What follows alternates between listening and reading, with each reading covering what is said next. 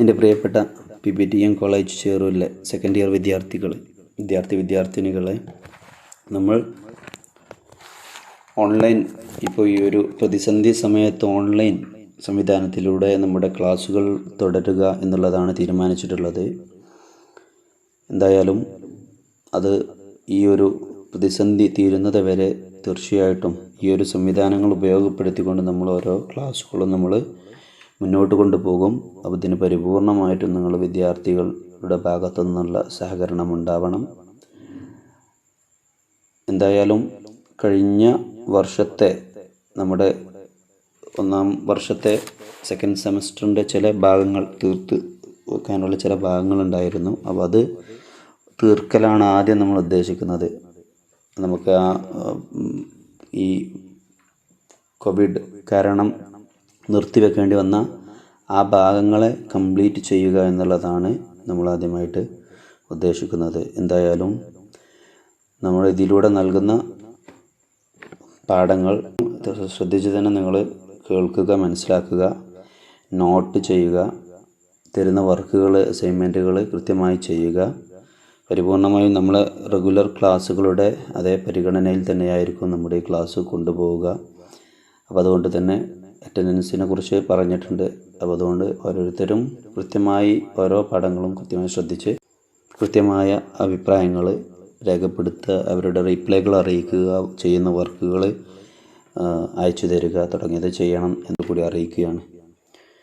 എന്തായാലും നമ്മൾ നമ്മുടെ ആദ്യ പടി എന്ന നിലയ്ക്ക് നമ്മുടെ അപ്രീഷിയേറ്റിംഗ് പോയട്രി ബി ഇംഗ്ലീഷ് ഒന്നാം വർഷ വിദ്യാർത്ഥികളായിരുന്ന സമയത്ത് സെക്കൻഡ് സെമസ്റ്ററിൽ നമ്മളുടെ കോർ പേപ്പറായിട്ടുള്ള അപ്രീഷിയേറ്റിംഗ് പോയട്രിയാണ് നമ്മൾ എടുത്തുകൊണ്ടിരുന്നത്. അതിൻ്റെ ഇനി നമുക്ക് എടുക്കാനുള്ള ചില ചാപ്റ്റേഴ്സ് നിങ്ങൾക്ക് ഈ പറഞ്ഞ പോലെ ഓൺലൈനിലായിട്ട് നിങ്ങൾക്ക് തീർച്ചയായിട്ടും അത് കംപ്ലീറ്റ് പൂർണ്ണമായി എടുത്ത് തരും. ശ്രദ്ധിക്കുക. ഓക്കെ ദെൻ നമ്മൾ ചാപ്റ്റർ തുടങ്ങുകയാണ്. Do not go gentle into that good night by Dylan Thomas. അതിൻ്റെ ഇൻട്രൊഡക്ഷനിലേക്ക് നോക്കാം. Do not go gentle into that good night is a response to a crisis that Thomas experienced in his life. ഈ കവിത is a response to a crisis that Thomas experienced in his life. അദ്ദേഹം തൻ്റെ ജീവിതത്തിൽ അനുഭവിച്ച ഒരു ദുരന്തത്തിൻ്റെ പ്രതികരണമാണ്. അദ്ദേഹം അനുഭവിച്ച ഒരു പ്രശ്നം, കഷ്ടപ്പാട്. Deeply shaken by the news that his father has cancer. അദ്ദേഹത്തിൻ്റെ പിതാവിന്, അച്ഛന് ക്യാൻസർ ആണെന്ന് അദ്ദേഹം അറിഞ്ഞ് അതിൽ ആകെ ഞെട്ടലുണ്ടാക്കി അദ്ദേഹം. Thomas wrote his poem and had hoped that he would be able to read his poem out to his father, though the poem was published only after his father's death. അദ്ദേഹം അതുകൊണ്ട് തന്നെ ഈ കവിത തൻ്റെ പിതാവിന്, അച്ഛന് വായിച്ചു കൊടുക്കണമെന്ന് ആഗ്രഹിച്ചുകൊണ്ടാണ് എഴുതിയതെങ്കിൽ പോലും അദ്ദേഹത്തിൻ്റെ അച്ഛൻ്റെ മരണം അതിനു മുമ്പേ ഇതിൻ്റെ പോയട്രി പബ്ലിഷ് ചെയ്യുന്നതിന് മുമ്പേ സംഭവിക്കുകയുണ്ടായി. അതുകൊണ്ട് തന്നെ അദ്ദേഹത്തിൻ്റെ അച്ഛനത് കേൾപ്പിക്കാൻ അദ്ദേഹത്തിന് സാധിച്ചിട്ടില്ല. അദ്ദേഹത്തിന് അങ്ങനെ ആഗ്രഹിച്ചിരുന്നെങ്കിൽ പോലും. Originally published in Botteghe Oscure in 1951, it found a place in Country Sleep and Other Poems. അദ്ദേഹം ഇത് ആദ്യമായി ഒറിജിനലായിട്ട് പബ്ലിഷ് ചെയ്തത് ബോട്ടൽ ഓസ്ക്യൂർ എന്നുള്ള കളക്ഷനിലാണെങ്കിൽ പോലും അത് പിന്നീട് കാണപ്പെട്ടത് Country Sleep and Other Poems എന്നുള്ളതിലാണ്. The poem is a good example of an abiding preoccupation in Thomas' poetry, how to tackle life in extremes. അതായത് ഏറ്റവും പ്രയാസമുള്ള സമയത്ത് എങ്ങനെ ജീവിതത്തെ തരണം ചെയ്യണം, അതിനെ നേരിടണം എന്നതിനുള്ള ഏറ്റവും നല്ലൊരു ഉദാഹരണമാണ്. It is about how to bear the duress that life and consequently death brings to man. ഈ കവിത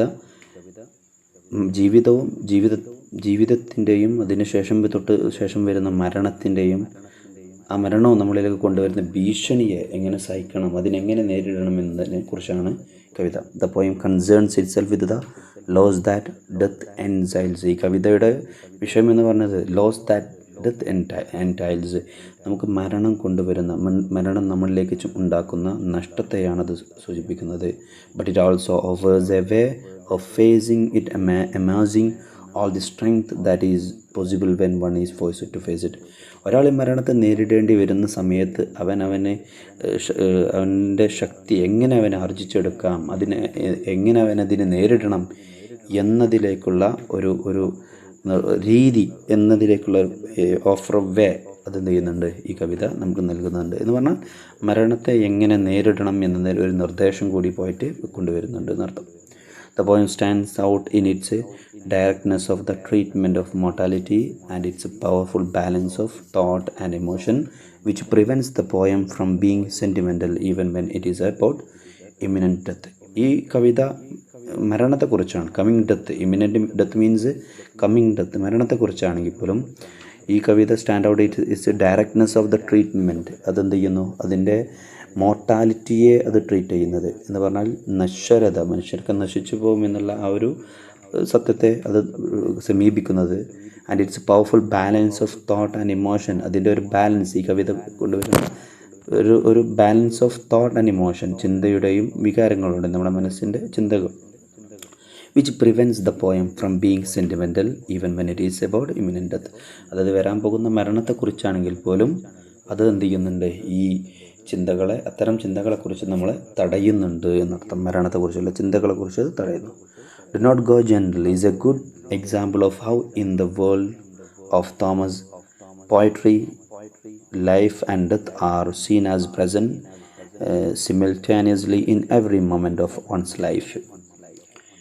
ഈ ഒരു കവിതയിൽ do not go gentle is a good example, അതൊരു ഏറ്റവും നല്ല ഉദാഹരണമാണ് of how in the world of Thomas, അദ്ദേഹത്തിൻ്റെ കവിതയിൽ life and death are seen, മരണവും ജീവിതവും കാണപ്പെടുന്നത് as present simultaneously in every moment of one's life. അത് ഒരേ സമയം എന്ത് ചെയ്യുന്നു, ഓരോരുത്തരുടെ ജീവിതത്തിലും അത് എന്ത് ചെയ്യുന്നു, പ്രസൻ്റാണ് എന്നതിന് കൃത്യമായി അദ്ദേഹം എന്ത് ചെയ്യുന്നുണ്ട് നമ്മളെ.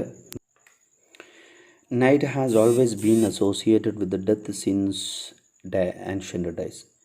അതായത് മരണം എന്നുള്ളതിനോട് രാത്രിയെ പുരാതന കാലം മുതൽക്കേ ഉപമിക്കുന്നതാണ്. Night has always been associated, അതായത് രാത്രിയെ പിന്നെ എല്ലായ്പ്പോഴും അതിനെ ബന്ധപ്പെടുത്തിയിട്ടുള്ളത് with death since ancient days എന്ന് പറഞ്ഞാൽ മരണത്തോട് ബന്ധപ്പെടുത്തിയിട്ടുള്ളത് എന്ന് പറഞ്ഞാൽ രാത്രിയെ മരണത്തോട് ഉപമിച്ച് കൊണ്ടുവരിക എന്നുള്ളത് അത് മുമ്പ് കാലം മുതലേ ഉണ്ട്. In that sense that is nothing unusual about the poem. ആ ഒരു രീതിയിൽ ഈ ഒരു കവിതയെ സംബന്ധിച്ച് പ്രത്യേകിച്ച് അൺയൂഷ്വൽ, അസാധാരണമായിട്ടെന്ന് പറഞ്ഞാൽ സാധാരണമാണ്. But Thomas poem becomes unique in the way it is informed by a voice that does not advocate an easy submission to it. പക്ഷേ ഡെലാൻ തോമസിൻ്റെ കവിത unique in the way it is informed by a voice. അതായത് എൻ്റെ കവിത അത് വ്യത്യസ്തമാകുന്നത് ഏത് രീതിയിലാണെന്ന് വെച്ചാൽ it is informed by a voice that does not advocate an easy submission to it. ഒരിക്കലും മരണത്തോട് ഒരിക്കലും വളരെ പെട്ടെന്ന് താതാത്മ്യപ്പെടരുത്, പൊരുത്തപ്പെടരുത്, അതിനോട് നമ്മൾ കീഴടങ്ങരുത് എന്നുള്ളതാണ്. സബ്മിഷൻ മീൻസ് കീഴടങ്ങുക, അതിനോട് നമ്മൾ ഒരിക്കലും പെട്ടെന്ന് കീഴടങ്ങരുത് എന്നുള്ളതാണ്. The poem implicitly celebrates life by suggesting a possible attitude that thoughts of mortality evoke in oneself. ഈ കവിതം അതിൻ്റെ ഒരു ബാഹ്യമല്ലാത്തൊരർത്ഥം celebrates life by suggesting a possible attitude, ഒരു ഏറ്റവും നല്ല പോസിബിൾ ആയിട്ടുള്ള ഒരു സാധ്യമായ മനോഭാവത്തെ അതെന്ത് ചെയ്യുന്നുണ്ട്, നിർദ്ദേശിക്കുന്നുണ്ട്. That thoughts of mortality evoke in oneself, മരണത്തിൻ്റെ ആ ഒരു ചിന്ത ഒരാളിൽ ഉണ്ടാക്കുന്ന പ്രകോപനം.